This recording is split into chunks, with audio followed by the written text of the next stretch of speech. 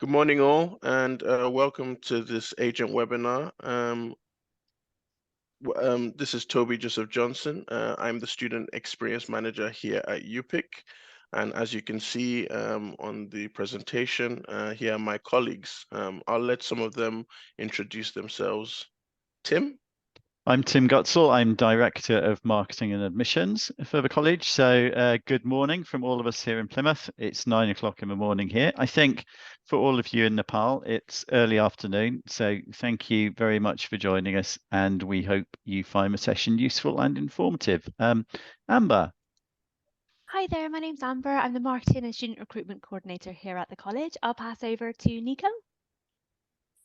Hi everybody, I'm Nikos Taurengi. I'm the admission manager here at UPIC, and then we got Amy. Admissions officers here at UPIC. Thank you all for joining us today. I will next pass to Sarah. I'm Sarah, and I'm a Student Experience Officer here at UPIC, and I will pass you to Manish. Hi everyone, this is Manish Thapa, Student Recruitment Manager for Navitas. So I handle all the agent relationship here in Nepal, Kathmandu. Thank you very much. Thanks, team. Thanks for introducing ourselves. I think it's important to just go over some of the topics that we'll be discussing today. As you can see, we've given you a nice introduction by introducing ourselves and what we do. You're going to get to, so you've met the team already. So we're going to talk about some of the programs that we have available. Entry requirements, obviously, some of the really good student successes that we've had over the years. We're going to take you on an amazing virtual tour. I can show you some of the accommodation we have available on campus and around the city. Of course, we're going to go through some important dates. We've just wrapped up on our May intake, but we're pushing very hard for our September intake. And then we can show you some of our social media channels and the potential testimonials that we have available. And then we're going to just do a little bit of chatting in between ourselves around the FAQs, but please feel free to use the chat function. A member of staff will attend to your questions within that. And if at any point during the presentation you want to ask a question or you want us to pause, please feel free to either raise your hand or put the text into the chat function. So first of all, we're going to talk about the UPIC programs. Nico, take it away. Thank you, Toby. So here you can see a list of the program that we offer divided by the entry level. So we got the foundation program, which are usually 2 semesters, except for the health and human sciences program that we offer, which are longer. They are 3 semesters. Then we got the first year program, first year direct entry, which are 2 semesters, and the pre-master, which are shorter. They are 1 semester long. All our foundation program are available in September. Most of them, except for the Health and Human Sciences, are also available in January. All our first year direct entry program are available in September, and some of them, in particular the business, maritime business and tourism hospitality, also have the possibility to start in January. In regards to our pre-master, a student can start all these pre-master either in January and May, and most of them also have an option to start in September. So we got 3 intakes, and the only program which has 3 semesters, it's the Health and Human Sciences, so which include, for example, nursing, physiotherapy, occupational therapy, podiatry, and it will also require a faculty interview with the university. Thank you, Nico. Amy, could we talk a little bit about pre-sessional English provision, please? Oh, sorry. Hi, sorry, just Toby, thank you. I'm just making sure my sound is okay. So we do offer pre-sessional English courses for students whose English level does not quite meet our requirements. So if, for example, a student provides an IELTS that is that falls slightly short, we offer a variety of courses ranging from 2 to 11 weeks. Some of them will be only available online, and some of them will be in person. Nico, correct me if I'm wrong, but if a student attends a campus pre-sessional English course, it will be all the one CAS. Is that correct? Correct. So if for those who want to a face-to-face professional English, will need to receive UKVI, CELT IELTS, or UKVI, CELT PT. If your student has got an academic IELTS or PT, but they're not UKVI, we can only offer the online pre-sessional. But if they go for the face-to-face option, yes, they will receive one only class that will cover the pre-sessional, the program with UPIC, and the main program with the university. If they go for the online pre-sessional English, they will receive the class after successfully passing the pre-sessional English. Thank you for clarifying, Nico. It's also worth mentioning that sometimes students or agents first request a pre-sessional English course. However, we always need some form of current English test/ability in order to understand which pre-sessional English course a student needs. If you would like to speak to us further about that, please don't hesitate to contact us. Thank you. Thanks, Amy and Nico. We should pause there to see if there are any questions about the English language entry requirements, and then we can move on to the academic entry requirements. So are there any questions you'd like to raise at this point?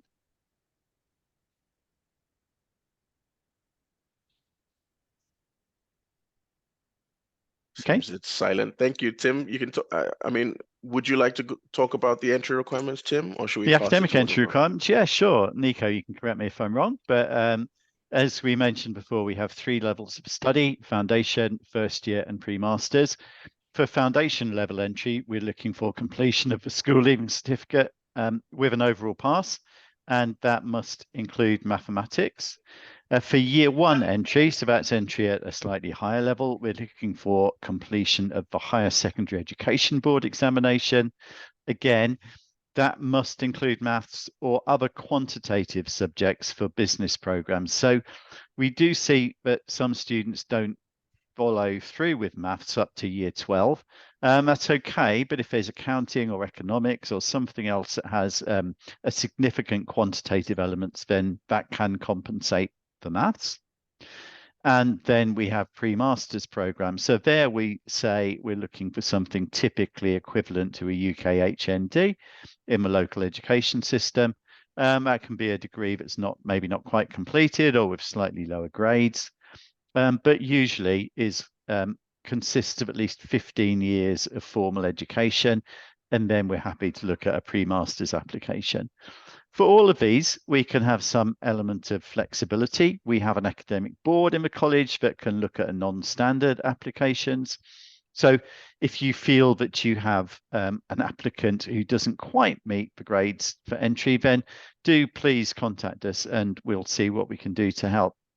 All of our applications come through StudyLink.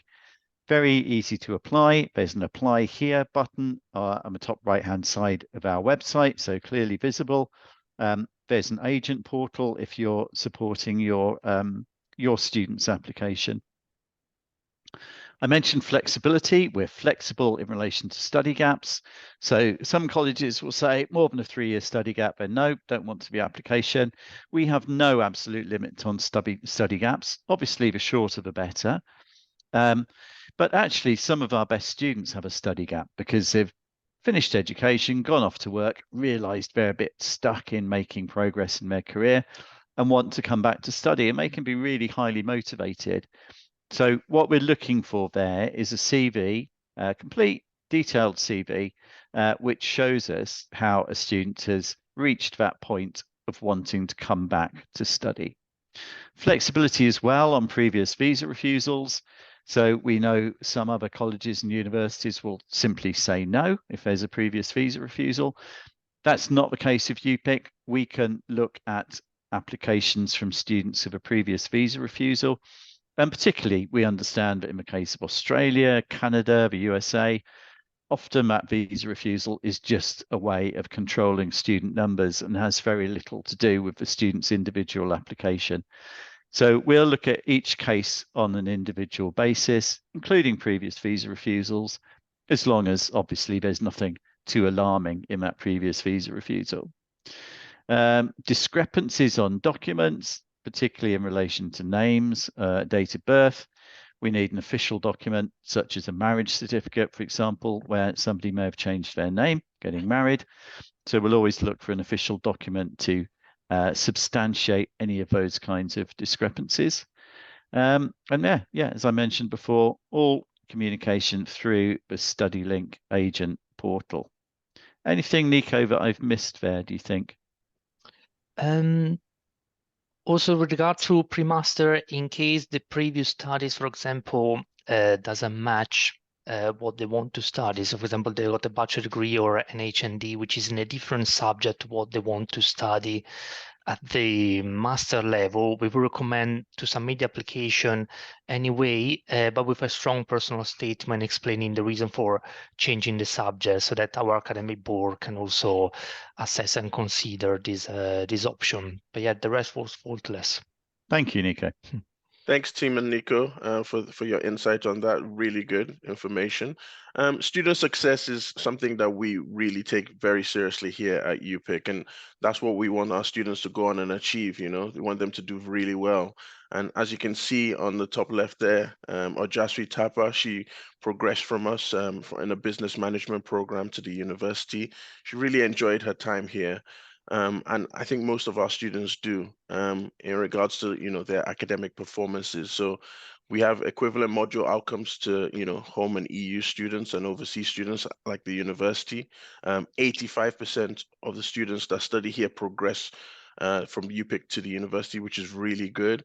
And also 85% of students go on to complete their university degree, achieving the equivalent number of first class and 2-1s as students that go directly into the university. And not just stopping there, you know, we're triple threat. We've achieved gold 3 times overall for student experience and student outcomes, and overall for the teaching within the teaching excellence framework in 2023. So we're all about continuous improvement, and you know, we try our best to work with agents like yourself to try and, you know, achieve that. And if you want us to promote some more students from Nepal or other backgrounds, please do get in touch with us, and I'm sure Amber and the marketing team will be Just sorry, Toby, just before we move on, we really should emphasize that TEF triple gold status. That's really unusual amongst UK universities.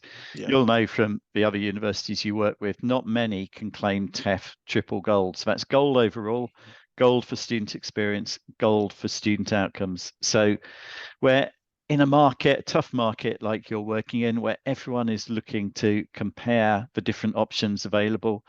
Encourage them to look at the TEF rankings, because those are official government rankings. That's a really thorough, rigorous process that every university goes through, and not many can achieve that proud status of being triple gold in the teaching excellence framework. So yeah, that's a point that it's worth focusing on, as well as those fantastic progression and completion rates. So more than 85%, again, go on from UPIC to the university. More than 85% of our students graduate. Thank you very much, Tim. And on to the next slide. What we're all going to do is we're going to take you on an amazing virtual tour. So my colleague Amy is going to launch her drone, and we're going to have a little tour of the city and campus. Thanks, Toby. I'm going to try and make it as amazing as you have built it up to be. Oh. So I'm just showing my screen now. Toby, can you see Plymouth okay? It's loading up. Yes, there we go. Perfect. We're right on top of Excellent. the campus as we are. Yep. Great. And before I start, there are some microphones that are not on mute. Please feel free, if you have a question during the tour, to ask about a particular point, and I'd be happy to stop and point something out to you. So I'm going to start at UPIC itself. So I'm going to zoom slowly in here. Sometimes Toby doesn't like when I take the camera too quickly, so I'll go nice and slow. We are right here, 15 Portland Villas at this building right here. And if I zoom out slowly, you can see that actually we are right here at the edge of the campus. So even the slowest of walking students won't take a minute to get to the campus, the center of the campus even. I'm going to turn the camera around and show you that actually I'm in the center of the campus right here now. And in this center point, we have got the Students' Union, we've got our 24/7 library. There are quite a few cafes, student restaurants around the center here as well. And I'm going to point out a couple of buildings like Roland Levinsky building.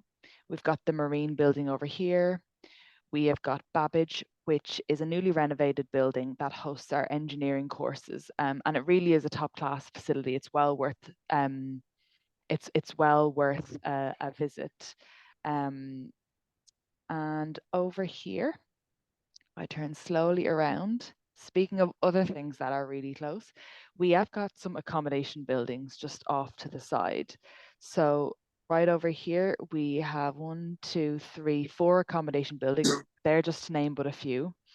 So I'm going to take you into one and just give you an example of what some of them look like. This particular example is a single non-ensuite room. You can see they are bright open spaces. There are a number of our options that are ensuite as well. So lots to choose from. And these accommodation options also have shared cooking facilities. So whether students want to bring a little taste of home, they absolutely can. And they can do some cooking in here. We also have, and I'll point out, we also have lots of restaurants in the city as well, which I will show you where they are later. So they are just some of the accommodation options. A little bit later, our student experience team will also talk more about what our accommodation partners have to offer. In the distance here, we've got the ocean. That is Plymouth Sound, which is a really beautiful spot in the city. Before I take you there, I'm just going to jump over to the harbour area, our marina. One thing to point out is the marine station. So any students who join our marine courses may do some practical work here at those labs. So you can see here our wonderful marina. And this is the marina in its finest glory on a lovely sunny day. And just over here is what we call the Barbican, which is a social hub, part of the marina. It's got lots of restaurants, bars, cafes, fish and chip shops, ice cream places. It's a really great place for students to hang out during their off time. And if they walk up here around the corner of the coast, they will see Drake's Island and Plymouth Hoe. Drake's Island is just over there. And you can see other landmarks like Smeaton's Tower here. And we've got what we call our Tinside Lido. It is an outdoor pool. It is exactly how it looks. And we are just coming into the ideal weather now for people to actually swim in. And right now it's getting quite busy. So it's a great place to visit, very scenic. This is also another very scenic spot called Plymouth Hoe. In the summertime, you will see lots of students sunbathing, out playing football, or enjoying a concert right here, which actually there is one set up. So there really are lots of activities for students to check out. So you can see the whole city here before you. Just for some perspective, I'm going to show you over to the right here. We've got the marina where we've just come from. Before I take you back to the university, I'm just going to show you over here to the left. We have Cornwall, which is over here. Cornwall is a great place really to visit, particularly on the weekends. It's very scenic. There's lots of lovely rural countryside to see.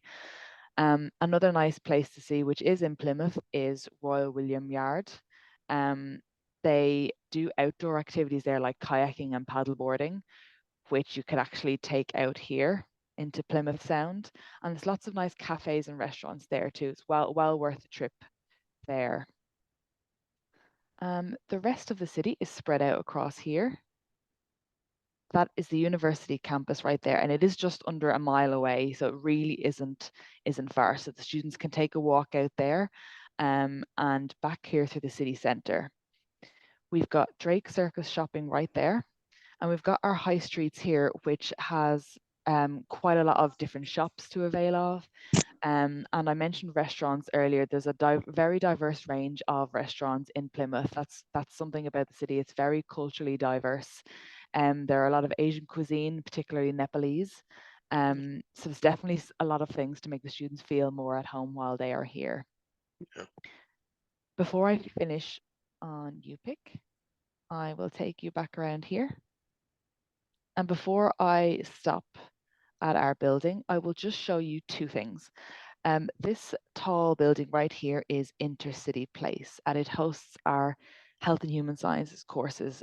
So all of our nursing courses, physiotherapy, diagnostic radiography, they are all there, and they really are excellent facilities. You can look into that a little bit more on the university website.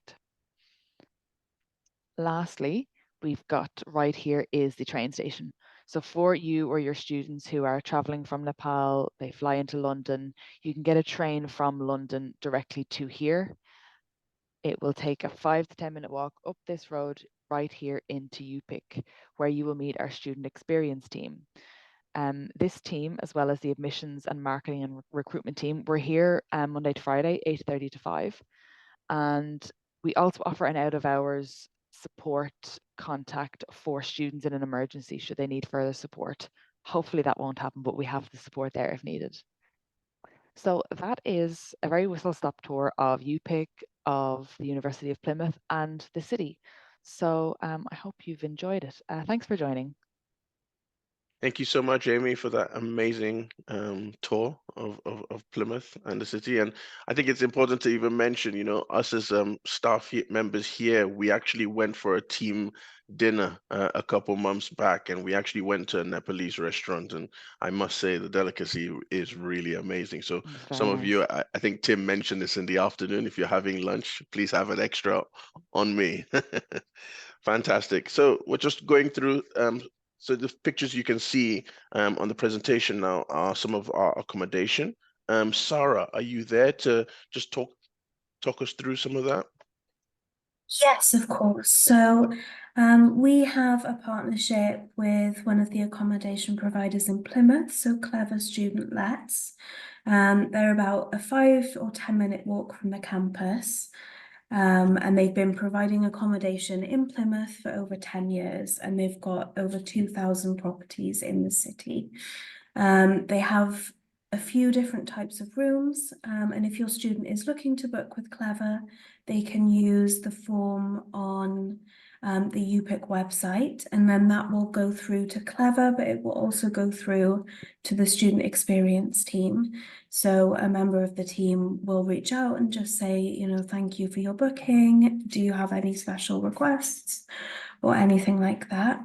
And yeah, we have a partnership with Clever, but there are also other accommodation providers in Plymouth, but Clever is the one that we would recommend. Thank you so much, Sarah. It's a great plus point, isn't it, Toby, of Plymouth as a student city, but great range of accommodation that's available. Yes. So as Sarah was saying, lots of accommodation, and as Amy pointed out, we're a city centre, college and university, and a lot of the accommodation is in the city centre as well, so just 5 to 10 minutes walk away. Yeah. And very cost effective. So from around £100 a week compared to, you know, it could be 2 or even 3 times that in central London or other big cities. And we're a top 15 safest city in the UK as well. Yeah, so definitely. Big plus point accommodation. Thank you. Thanks, Tim. And I think to add to that, there's a growing Nepalese community in the city as well. So it's almost home away from home for some of our students. One of our students recently formed a Nepalese student society at the Students' Union. So, you know, everybody from any nationality is welcome to join to learn about new cultures. So it's really, really good.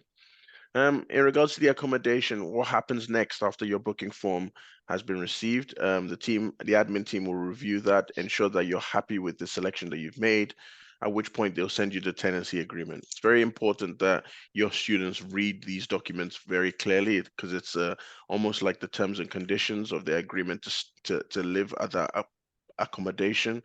So they just want to make sure that they're aware of all the any extra costs that they may incur. Once you're happy with that, then they'll ask for payment, and once that's received, you complete what we call a right to rent, at which point they're verified that you're a student at the University of Plymouth International College, and then you can pick up your keys. some important dates. Tim, can you run us through some of these dates, please? Yeah, happy to. So these dates all relate to our next major intake, which is in September. As we described earlier, we have 3 intakes in the year, in September, January and May.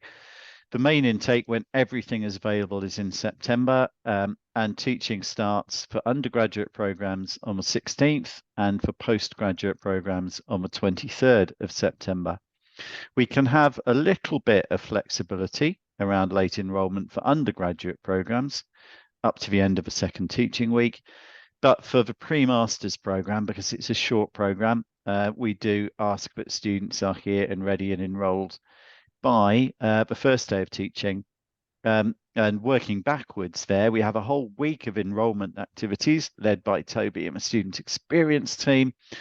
So well worth students arriving for the start of that enrolment week. The application deadline for September is the 19th of July. Payment deadline is the 9th of August. And then we have CAS issue deadlines of the 23rd of August for standard, 27th of August for priority. I say deadline, perhaps a better word to use would be guidelines. We set these dates because we have experience of how long it takes to get everything organised and processed. So we need plenty of time so that students aren't rushing at the end. And so these are the guidelines that we set. If you have students who are prepared and ready to go and you need a little bit of flexibility around these dates, then please do let us know, because we can offer some flexibility. But those are kind of the suggested dates for getting applications in, getting the CAS out, and getting everything organised in good time for students to start with us for enrolment and the start of teaching in September. Thank you so much, Tim. And in regards to the scholarships that we did mention earlier, about the Academic Excellence Award, I mean, we knew Gia quite well, didn't we, Tim? Yeah, absolutely. So the Academic Excellence Award, Gia won one of those. It's actually quite a good number available. I think around 50 were awarded by the university earlier this year.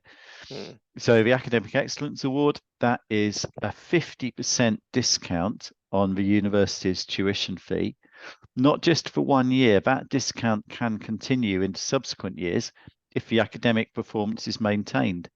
So that 50% scholarship is a very generous award for students who perform well academically. And then for students progressing to the university from UPIC, if students with us achieve more than 70% grade average and their attendance is more than 85%, then they are automatically awarded a £2,000 scholarship when they progress to the university. So very generous scholarships from the university. And then for UPIC, for pre-masters programs, we're offering a £1,500 scholarship on the pre-masters for anyone who meets all of the conditions and pays the deposit by the 30th of June. So that is one of the UPIC scholarship offers. For other scholarships, we may be able to help. So do reach out to us if you feel you have a student who's particularly deserving, and we'll do whatever we can to help. Thank you. Thanks, Tim. And Amber, can you talk to us about some of our socials, please? Yeah, of course. So the main goal of our social media channels is to share all of the highlights of living and studying in Plymouth. So we have content across Instagram, Facebook, Threads, YouTube and LinkedIn. So do feel free to look us up. Our handle is at UPIC, UPIC, so UPIC. And it's a really great way to showcase all of the events that are happening on campus. Also important information for students with regards to their academic timetables, exams and that kind of thing. So yeah, it's a really lovely way for us to engage with our students. Thank you, Amber. Oh, that's Arju. Oh, okay. Yeah, so we're on to our FAQs.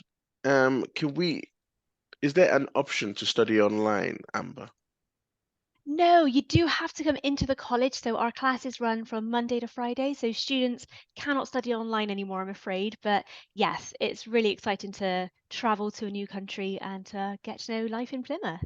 Thank you, Amber. So that's all right. Moving forward, I'll ask Amy, can I live anywhere in the UK? No, you can't, but why would you want to? So we require the students to live in Plymouth or in very close proximity, and that is because of the reasons that Amber just mentioned. The classes are every day, Monday to Friday, for most of the day. So we need you to live in or close to Plymouth. So yeah, please do communicate with us if you have any specific queries to this. Can I apply if my grades are slightly lower than what is required?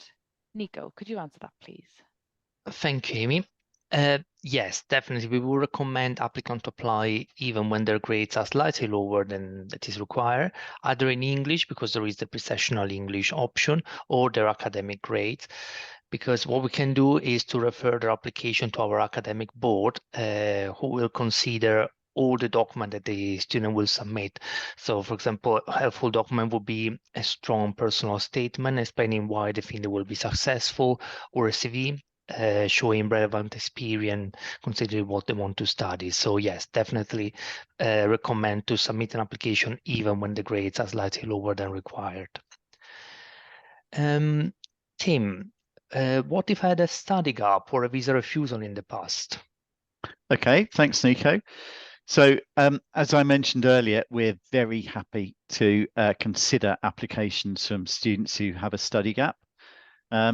No particular limit on that, but we do need to see a full and detailed CV so that we can see what a student has been doing since they last studied. And often these are really good applications from people with study gaps because they've been trying to build a career, clear focus of what they'd like to do. They reach a point where they realize more study is going to help them to move forward. So often students with a study gap are very highly motivated. So we're very happy to consider their application. Similarly, with visa refusals, we obviously don't want to see anything really alarming in a previous visa refusal, but sometimes, especially for Canada, Australia, USA, it's just about, we know, controlling student number flows. So it's barely even personal. So for one of those sort of more generic visa refusals, we're very happy to consider those applications and look at it on its individual merit. Nico, after paying the deposit and providing financial evidence, do I need to wait for the university to raise my CAS? Thank you, Tim. So the good news is no. After we received all the financial evidence that we requested, we don't need to send it to university and wait for them to raise the CAS. We can, Amy and I can raise the CAS for your student in this very office, which usually speed up times a lot. So yeah, the answer is no, we don't need for the university to raise the CAS. We don't need to wait for them. We can raise the CAS ourselves. Those are all of our questions, aren't they? We know those are frequently asked questions that people often have. So we go through those and do that bit of role play. But we should pause there, shouldn't we, Toby, to ask people if they have any other questions they would like to ask us. Yes, so we've just got in the chat. They'd like to know a little bit more about the scholarships and what the eligibilities are for that, Tim. Okay, so there are certain things which are clearly set for UPIC, such as the £1,500 pre-masters discount. But also we have some flexibility around scholarships. So we have a scholarship fund. If you feel you have an applicant who is deserving, then please do let us know and we'll see what we can do on a case-by-case basis. So that's for UPIC position.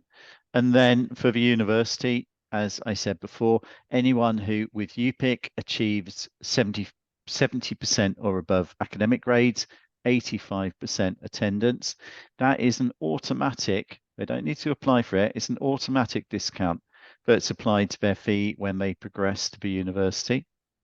The university also has the Academic Excellence Awards, 50%, not just for 1 year either. So if those grades are maintained, that can be in a second or third year of an undergraduate degree as well. So 50% discount for the Academic Excellence Awards at the university. Fantastic, Tim. Thank you so much for that. Any more questions from our participants? Feel free.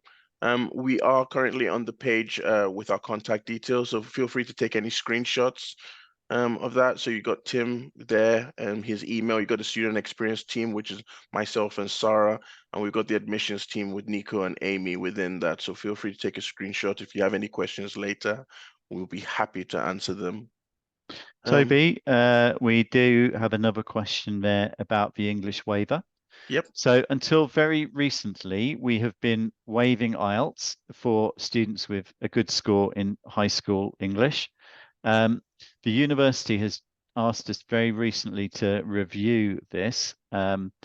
They're concerned from the kind of UKVI compliance point of view about providing the appropriate evidence as to why we believe an applicant's English will be good enough. We currently are requiring IELTS, not applying that high school waiver, but we are reviewing this with the university and trying to gain evidence. Manish, our colleague in Nepal, is helping us to liaise with the Ministry of Education to seek information about how English is taught and assessed and moderated. And we're also reaching out to other UK universities which waive IELTS to get information from our colleagues there about their basis for offering the IELTS waiver. So at the moment, we are asking for IELTS, but we are going through that review process. So we would hope at some point in the near future to be able to return to our previous practice. So sorry, we can't do that right now, but we are working on it, we promise you. Thank you so much, Tim. Hi, this is Animesh. My question is regarding accommodation. Yes, happy to take that, Animesh. We've seen in the past that the accommodation fills out really fast. So I was hoping you could give us some kind of a guideline as to what would be the ideal time to, apply for accommodation. Thank you. Thank you. Thank you so much for that question. I can take that. So Animesh, I think one of our colleagues mentioned that the Clever, our accommodation provider, has over 2,000 properties. We always advise that people apply as soon as possible. If you apply as soon as possible, then you have the ability to secure your first choice or your first option. With the accommodation, there's varied around the city. There's so many different types. As you can imagine, the luxury ones go very quickly because students who are constantly studying right now have the option to actually just walk into the office and pick one. So applying it as soon as possible is probably the best advice I can give. Alternatively, emailing us in student experience if you're having any difficulties, and then we can help you chase that up or look into alternatives that are available across the city. Yeah, and Sarah mentioned earlier about our relationship with Clever, Yeah. which is a local letting agency. They're very accustomed to working with us. They know that we have all these different start dates. They have more flexibility around length of contract as well. And at the moment, we meet regularly with their manager every couple of weeks. We know that at the moment they have plenty of accommodation available, don't they, Toby? So yeah, accommodation, it's not always that straightforward, but it's much easier here than it is in many UK university cities. Yeah, for sure. Thank you so much. Manish kindly asked me to clarify about the scholarships, about their being available for both undergraduate and postgraduate. Yes, that's correct. So for progressing students, those criteria of 85% attendance, 70% of grades, that applies both undergraduate and postgraduate level.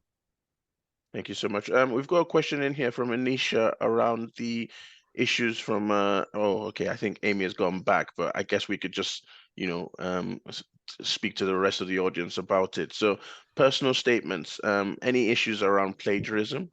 Amy. Hi, Toby. What I was just highlighting to Anisha there, and what I think would be fair to highlight to agents and students, is that we understand that can be a frustrating process where we may be going back and forth asking, but what we would like to do is to assist the student and the agent now at this point, and hopefully prevent any risk of visa refusal down the line. We are not cancelling. We previously had the procedure whereby we would cancel after 2 plagiarized personal statements, whereas now we may receive a plagiarized personal statement. We will feed back where possible what's wrong, and we will try and work with the agent and student to get it right now rather than any risk down the line. Thank you so much, Amy. So Manish, sorry, Toby. Manish, we haven't given you an opportunity to speak really. Is there anything that you would like to say from the Navitas perspective in Nepal? Sure, Tim. UPIC has been one of the most amazing products that we have in our portfolio for the longest time, and I believe the agents have showered the team with all the love that they could offer. And still, I believe we've been traveling to a lot of places in Kathmandu and all over Nepal, and it's similar in all of the cases. They really love the product. They have really loved what the students have to tell about the university, and I believe that is something which will follow through in the next index that we have. And that is also evident by the amount of applications and amount of the volume of applications that we receive each intake. I think Anisha, regarding this SOP and CV, yes, we have faced few back and forth from the admissions team, but I think with the recent guidance that Nico has really recently shared, I think that will help us to put things in really streamlined ways.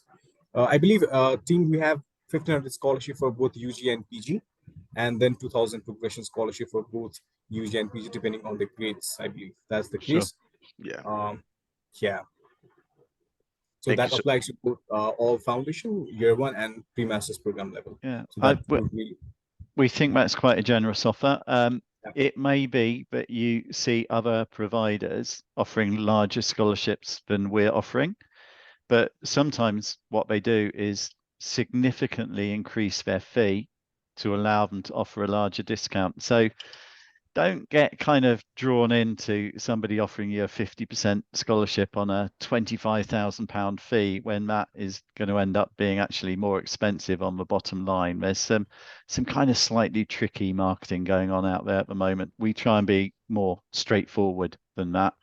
You know, the fee is what we need to be able to deliver our programs, and we try to offer some discounts on that where we can, but we're not in that game of hiking up the fee just so that we can discount it so it looks like we're being incredibly generous. We charge the fee that we need, and then we discount it where we can. It's a lot more kind of straightforward.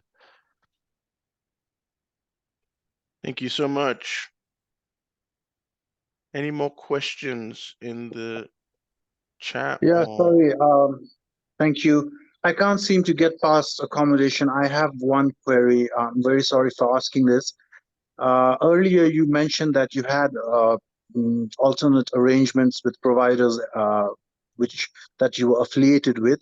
I just wanted to ask: is when the student contacts these providers, the payments do they make it in the name of the university, or do they pay it directly to to Clever, let's say? So they would pay to the provider. We don't get involved from a financial standpoint. We just liaise from an administrative point. Payments are with the actual providers, and there's so many different letting agents Sorry around for Plymouth. asking this question because, as it is with the Nepalese government, Yes. and the funds being released. So that's why I asked this, because the Nepalese government does not allow the banks to make payments to anyone else except the university. So that's why I asked this question. Thank you Okay. for answering that. Animesh, thank you so much for bringing that up. What I can do then is just have an internal meeting with Tim and also the college director and see whether there's like an internal process that we can change to assist with that. So i.e. maybe we take like a holding deposit that we may be able to transfer across to a provider, but leave that with us to investigate, and we'll be sure to reach out through, and we shall also copy Manish in so everybody's all aware of what's going on. Thank you so much. You're very welcome. Thanks for your questions. Any more questions now? Toby, in that regard, we had this case in May intake. So on which one of the students faced similar kind of issues, right? So what Yeah. we had to do was, I believe Toby wrote an email to the bank, and all the information was there. So we made it explicitly clear that this amount was meant to be remitted as a deposit for the accommodation, and then the Okay. bank released the amount. So that Okay. was one off, but I think that is something which I think we need to look into it as well. Yeah, I'm happy to do that, Manish. No problem. I'll copy you in on any communication Okay. about that and the developments. Thank you so much. So if there aren't any questions, I'd like to thank the panel here at the college in Plymouth. I'd like to thank the amazing Manish for coordinating and assisting all the agents as well. And I'd like to, thank the participants. Thank you so much for all these engaging questions. And yeah, thank you for being with us today. And Sorry, Toby, may I yeah, interrupt? absolutely, Pratik, yeah. Sorry, with certain education providers such as Into, they don't really have the credibility admissions interview initially, and in doing so, they don't really waste time. The offer letter is issued initially, and then the student goes about and makes the tuition deposit. So it saves a lot of time, and the onus is on us to ensure that the student passes their credibility interview. So Yes. we were wondering if this process can be reversed, or if you could maybe get into talks and do anything about this, because Yeah. we lose most of our students for Navitas because of this, not because they fail the initial credibility interview, but because they use our services. I mean, we prepare them thoroughly, we take a lot of time with them. The initial stage of getting the offer letter itself has become so tedious that we lose them somewhere along the line. And this is what's been happening. And we were wondering if if the credibility interview preparation could take place later, because somehow or the other, we need to get them through anyway. So if we take that responsibility of ensuring that they pass their visa interview, they have a couple of interviews with you at a later time once they are bound to us. So I mean, is this something that you can look into? Tim, this is one for you, I believe. You're on mute, sorry. Sorry, Tim, you're muted. Okay, sorry about that. I was going to say I'll defer to Nico actually, because I know you have started to answer Pratigya's question in the chat, haven't you? Yes. So the fact is, so the interview, the admission interview, is a condition. So in order to receive the unconditional offer letter, they will need to pass the interview. It's not just for Nepal, it's also many other countries, but it's toward the end. So usually the last two conditions are admission interview with the college and university approval, which means if they pass the interview, we send all the document to the university for their final assessment. And if they're okay with everything, we can then raise the unconditional offer straight away and they can pay the deposit. So usually they're usually able to pay the deposit within a couple of days from passing the interview. So it's the very, very last bit before receiving the unconditional offer letter.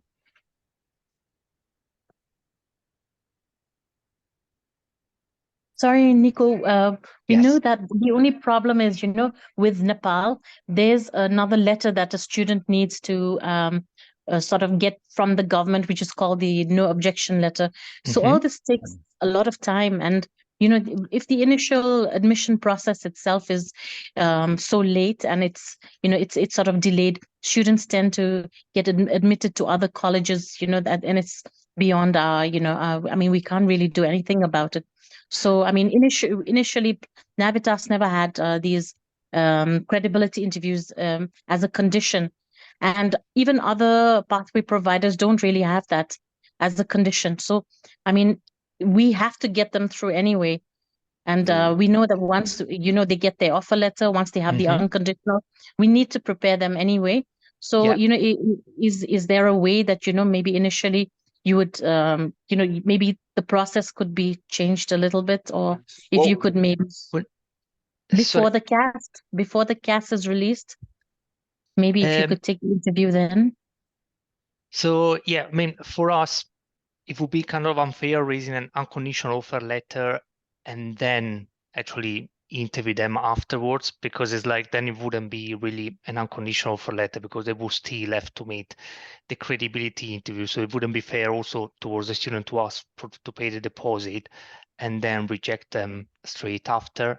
That's why it is one of the conditions in order to reach the unconditional. But when you say that it's at too later a stage, what do you mean? Like, because you said it's too late in the stage and then they will go somewhere else. I think Nico, it's can I just that. jump in?